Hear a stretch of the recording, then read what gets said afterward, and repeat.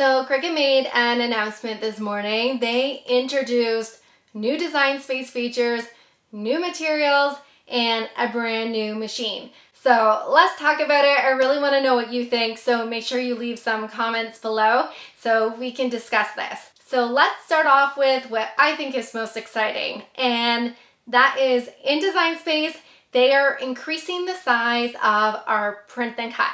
So we're going to be able to put more designs on a page or make our print and cut images larger.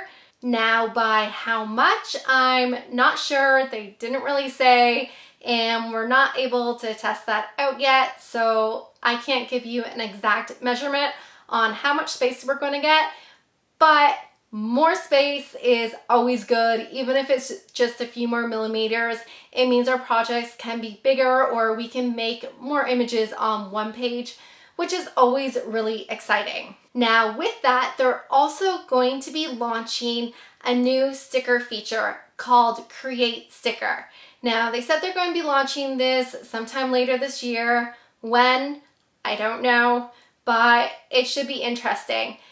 So this new feature is only going to be available for Access members, which is kind of disappointing because not all of us will be able to use it. But if you're a Cricut Access member, that's great news. So with this new feature, it looks like you'll be able to easily create stickers. You can make them with a die cut or a kiss cut or a combination of both of those. Now, if you already know how to make stickers, you make them all the time on your Cricut Maker, I'm not sure if you'll be that excited about this feature or not, because you'll be like, I already know how to do that. It's not that complicated. But if you're just starting out, I can see how this feature can be very beneficial and probably a lot of fun to use too. So I'm really curious about it and can't wait to test it out. Now, Cricut also launched a whole pile of new materials, predominantly print and cut materials.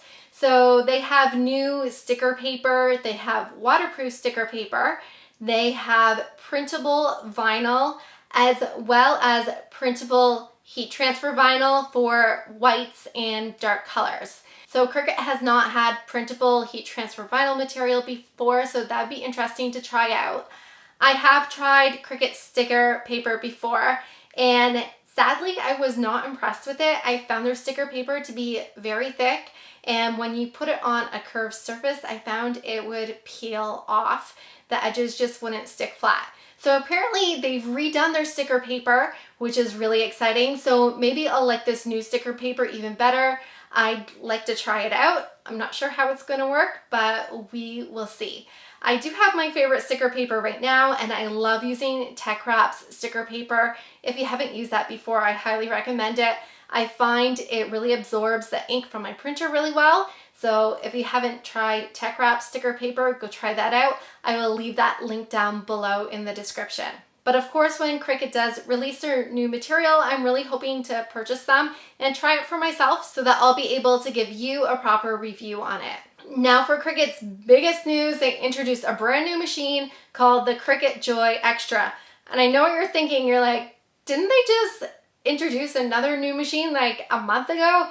And yes, they did. So they introduced the Cricut Venture, which is a huge machine. It's the biggest machine they've ever made. And now they're introducing a bigger version of the Cricut Joy with some extra features. So Cricut seems to be like they've been very busy lately, lots of new innovation, and I'm really curious to see how this new machine holds up.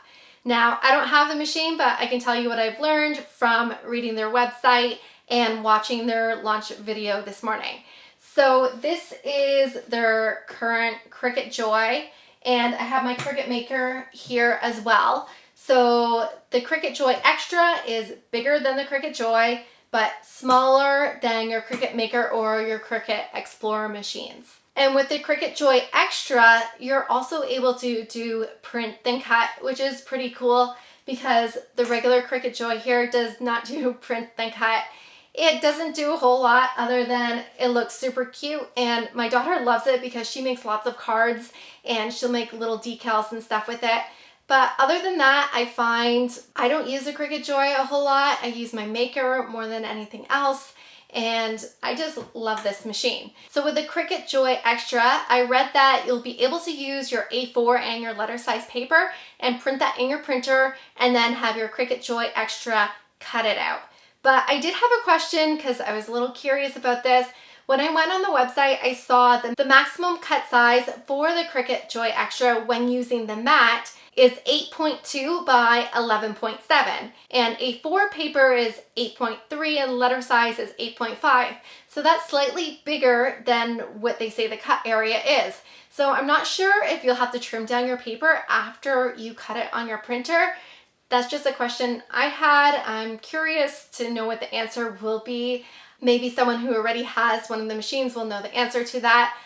I won't be able to get the machine until you're able to. Apparently, it's going to be released on September 7, 2023. So those people who already have the Cricut Joy Xtra are those Cricut has sent the machine to, and they are doing a review on it. But it's not available to the general public yet, and so I do not have a Cricut Joy Xtra to show you and test out. So let's talk about the price. Cricut says the price that they will be putting on the machine is $199 US. So I don't think that's a bad price for an introductory die cutting machine. I think it's great for someone just getting into crafting or starting out, and so the price point really reflects that. However, that being said, if you go on Cricut's website, you can get an Explorer Air 2 for only $20 or $30 more. So that's not a big difference at all. So if you were buying a new machine and you had the space for it, I would recommend getting the Explorer Air 2 probably over the new Cricut Joy Xtra. And that's because a Cricut Explorer Air 2 can cut larger projects, and it also has your two different areas to put tools in. So the Cricut Joy just has one here. So let me open up my Cricut Maker. And the Cricut Maker has two different slots here. So we have an area to put our pens, and then we have an area to put our tools in. So if you're doing a project that required a pen and you are also cutting something, you can have both those tools in at the same time. You don't have to switch them out like you have to do with the Cricut Joy. So I feel like there's a lot more advantage to the Explorer Air 2. However, I noticed that Cricut has not been promoting the Explorer 2. They're mainly focusing on the Explorer 3 and the Maker 3. So I'm not 100% sure, don't quote me on this, but I think they have stopped production of those machines and they're just selling off the remainder of the machines. That does not mean it's not a great machine. So if you're looking to get your first machine and you have the space, I would definitely go for the Explorer Air 2. Now, if you don't have a lot of space in your craft room, or you love to travel and craft at the same time, so you take your Cricut machine with you on holidays so you can get that extra crafting time in, I think the Cricut Joy Xtra would be amazing for that. So what machine you get really depends on what your needs are, how much crafting space you have, how much crafting you plan to do, what type of projects you want to do. There's just a lot of questions you need to ask yourself before determining what machine you want to get. And I'm happy to answer any of those questions as well. So if you have questions about what type of machine you should get, let me know in the comments and I will do my best to help you with that. And of course, budget always comes into the equation as well. So what's your budget? I would never recommend spending beyond your means. Always think about affordability, especially when crafting is generally a hobby. I would not go into debt over a hobby. So pick what you can afford and what you think will work best for your needs. Now you're probably wondering, Nisha, are you planning to buy the Cricut Joy Xtra? So I've thought about this. I'm not 100% sure yet. I love my Cricut Maker. It does everything I need it to do. And I still feel like I can give you great tutorials on how to use your Cricut machine and Design Space using the Cricut Maker, and those same tutorials and same lessons would also apply to the Cricut Joy Xtra. So my daughter did see the Cricut Joy Xtra as I was watching the video, and she thought it was really cute and she was really excited about it. So maybe I will buy it for her, maybe we will test it out. I'm not 100% sure yet. But I can tell you I do love my Cricut Maker, the one I'm using right now, and it's been working really well for me. I'm not one of the people who tend to craft on their holidays just because there's so many other activities I want to do on vacation, and I usually save my crafting for at home. But maybe you have a need for a smaller machine, so I'd really love to know if you plan to buy this machine or not. Let me know in the comments. Also let me know if you have any questions, and hopefully we can find those answers together. I hope to see you on more crafting adventures.